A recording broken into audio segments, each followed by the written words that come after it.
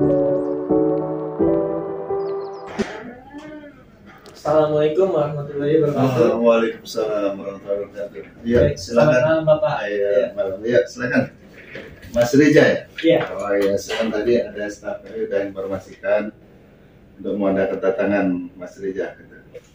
Sebelumnya perkenalkan, nama saya Reza Trianggoro, mahasiswa Universitas Negeri Yogyakarta dari jurusan Pendidikan Bahasa dan Sastra Indonesia. Baik.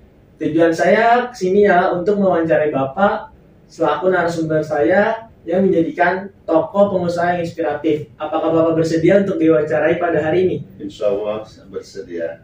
Mungkin apa yang bisa kami bantu, apa yang bisa kami sampaikan, mudah-mudahan bisa membantu untuk bahan materi untuk perkuliahan Mas Rija. Itu. Baik Bapak, terima kasih sebelumnya. Baik Bapak, untuk pertanyaan pertama, alangkah baiknya boleh dijelaskan sedikit mengenai profil singkat, baik itu nama lengkap dan riwayat pendidikannya. Oke, baik. Nama saya Juwadi, ya, selaku direktur di perusahaan ini, yaitu di PT Mugi Cakrawalitra. Kalau untuk latar belakang pendidikan, jadi background kami sebenarnya tidak dari ini karena saya dasarnya memang teknik dari pendidikan STM, dan kami dari mulai tamat sekolah kami memang bergerak di bidang ini. Jadi kita menggeluti di bidang ini yaitu boiler. Jadi kami pernah membuat boiler sendiri dengan produk-produk lokal, tapi kami masih bekerja dengan orang pada saat itu. Jadi dengan itulah pengalaman itu yang mendasari kami untuk memulai usaha ini. Kira-kira seperti itu gambarannya Mas Reza. Baik Bapak, selanjutnya yang kedua saya ingin bertanya terlebih dahulu, usaha yang Bapak jalankan ini sebenarnya boleh tahu nggak di bidang apa? Untuk saat ini kami masih di bidang jasa ya, karena kan kami belum punya produk. Jadi memang jasa kita jasa seperti bisa dikatakan konstruksi, dan kita umumnya kita di industri, dan udah beberapa ini kami banyakkan atau sebagai vendor dari luar, terutama pernah kami lakukan dari Cina, itu yang awal pertama, dari perusahaan Jepang, dan untuk belakangan ini kami dengan India.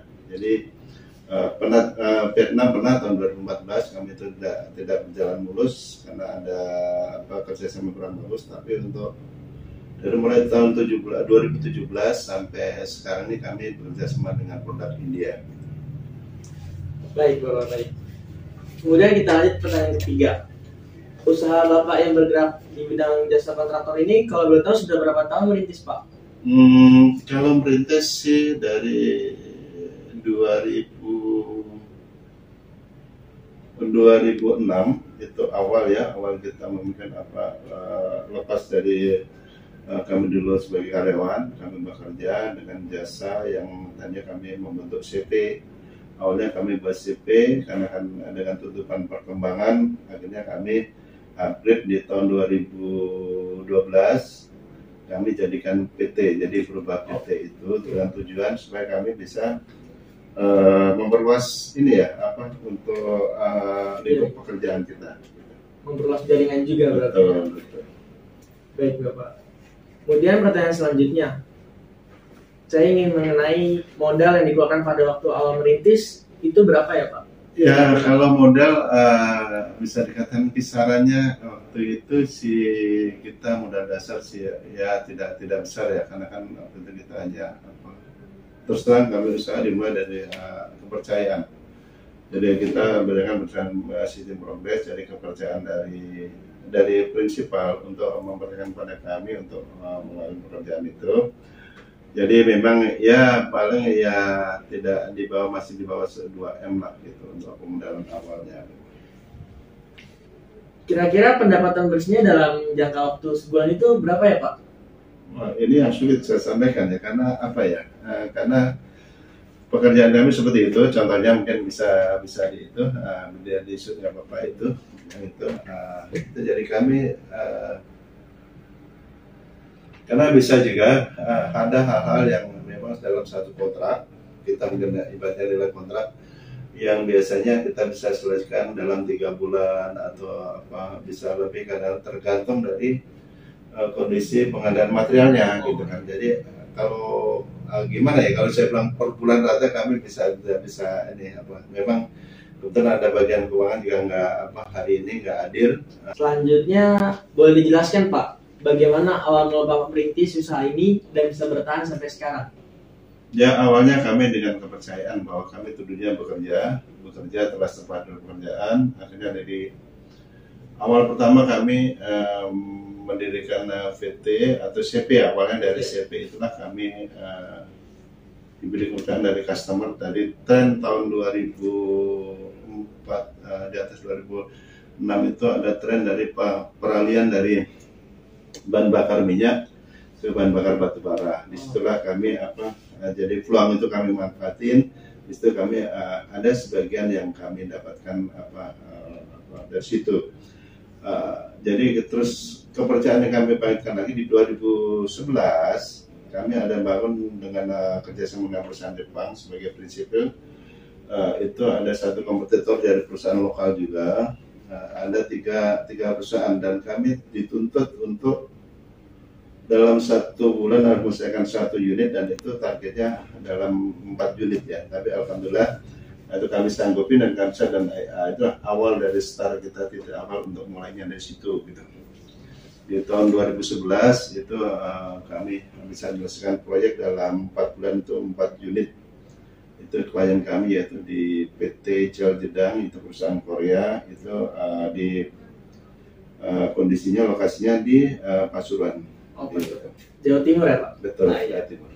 Nah Pak, saya ingin bertanya kembali, pada waktu kemarin di saat pandemi itu kan sedang naik-naiknya di Indonesia ya. Apakah ada kendala yang dialami dalam perusahaan Bapak ini? Pada saat pandemi sebenarnya sih nggak ada ya. Kalau secara itu normal. Kalau saya anggap itu normal, karena kontrak kami ada satu penyelesaian, juga ada repeat order kami juga di Pasuruan itu sudah kami selesaikan. Dan pada saat memang 2021 kami mulai di perusahaan Unilever yang berada di Medan, dan itu masih normal-normal aja sebenarnya kan. Tidak ada pengaruh untuk pada saat pandemi kemarin gitu untuk di jasa kami, karena memang normal untuk instalasi gitu. Berarti tidak ada hambatan sama sekali ya Pak? Tidak ada, kan instalasi nggak ada ya, karena itu normal. Karena tidak pandemi pun kami juga tergantung, kadang-kadang ada yang memang continue seperti next ini ya. Untuk tahun depan ini harus kami, untuk tahun ini kami mungkin bersamaan untuk tiga plan ya, 3 site yang harus bersamaan, seperti kayak untuk ini kan kami nanti di Pasuruan itu di Nestle itu kami akan mulai, terus nanti mungkin kami di Multi Bintang di Tangerang untuk ini mungkin dalam waktu dekat ini, dan nanti untuk di Batang itu yang kami ini akan berbarengan dalam bersamaan untuk tiga set ini ya, 3 lapangan ini kami akan lakukan bersamaan. Oh, baik. Kita lanjut ke pertanyaan terakhir ya Pak. Menurut Bapak bagaimana caranya dan tips agar bisa menjadi pengusaha sukses seperti Bapak ini, khususnya pada anak zaman sekarang? Amin. Ini. Ya, kalau boleh sharing-sharing Bapak mengenai tips dan caranya? Pertama, Mas Rizal bilang sukses itu doa. Saya aminin, terima kasih banyak. Mudah-mudahan menjadi semangat. Bisa untuk Allah kabulkan untuk ini. Yang pertama, jadi pertama semua itu harus saling kepercayaan. Berarti apa yang udah ini kan dari customer atau dari pelanggan harus kita pegang betul gitu. Jadi salah satunya itu sebenarnya kunci utamanya itu, dan kita harus bekerja keras. Jadi kalau udah kita terjun di satu bidang, apapun itu bidangnya, itu kita harus benar-benar kita yakin bahwa bidang itu kita harus senang ya dengan di pekerjaan itu. Tanpa Anda senangi pekerjaan itu, kemungkinan juga susah untuk kita melakukan melangkah lebih ke depan lagi. Berarti intinya terutama tuh kita harus mencintai pekerjaan kita sendiri. Satu, mencintai pekerjaan. Kedua, kepercayaan yang sudah diberikan harus kita pegang terus. Jadi kita harus komitmen di situ. Apapun yang terjadi, kita harus berjuang untuk memenuhi kepercayaan itu supaya jangan sampai kecewa. Itu salah satunya itu. Baik, berarti itu tips dan caranya untuk menjadi pengusaha sukses ya Pak. Amin. Baik ya Pak, sebelumnya saya terima kasih banyak ya Pak karena sudah meluangkan waktunya untuk saya wawancarai sebagai narasumber, dan karena kita pun sebagai mahasiswa muda masih tentu membutuhkan sebuah role model yang perlu kita tiru di masa yang akan datang nanti. Ya, alhamdulillah. Dan kami juga sangat membutuhkan, apalagi untuk ke depan ini saya butuh tenaga-tenaga muda yang mungkin dari background pendidikan, terutama kami minimal harus punya latar belakang S1, karena dengan perkembangan sekarang dan tuntutan untuk perusahaan-perusahaan di sekarang ini harus arahnya ke global ya, dari sisi regulasinya untuk ini harus nggak bisa seperti dulu lagi gitu. Makanya kami harus semua tersertifikasi ya, dari mulai pegawainya itu semua staf kita harus semua arahnya ke sertifikasi semuanya.